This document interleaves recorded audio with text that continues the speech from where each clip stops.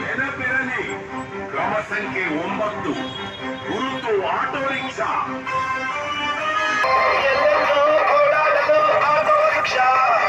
ನೆನಪಿರಲಿ, ಕ್ರಮ ಸಂಖ್ಯೆ 9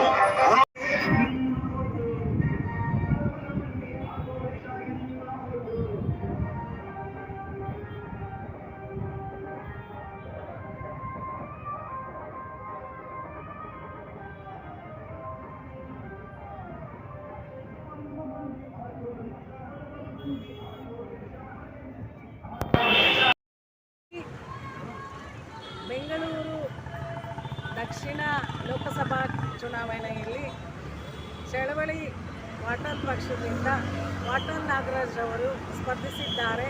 ನಿಮ್ಮೆಲ್ಲರ ಅಮೂಲ್ಯವಾದ ಮತ ವಾಟಾಳ್ ನಾಗರಾಜ್ ರವರಿಗೆ ಕೊಟ್ಟು ವಿಜಯಶೀಲರನ್ನಾಗಿ ಮಾಡಿ, ಅವರ ಗುರುತು ಆಟೋ ಗುರುತು ಕ್ರಮ ಸಂಖ್ಯೆ 9.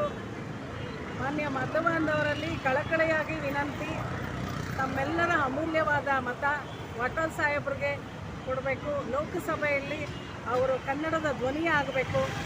ವಿಧಾನಸಭೆಯಲ್ಲಿ ಸಾಕಷ್ಟು ಬಾರಿ ಅವರ ಧ್ವನಿ ತಾವೆಲ್ಲ ಕೇಳಿದ್ದೀರಾ.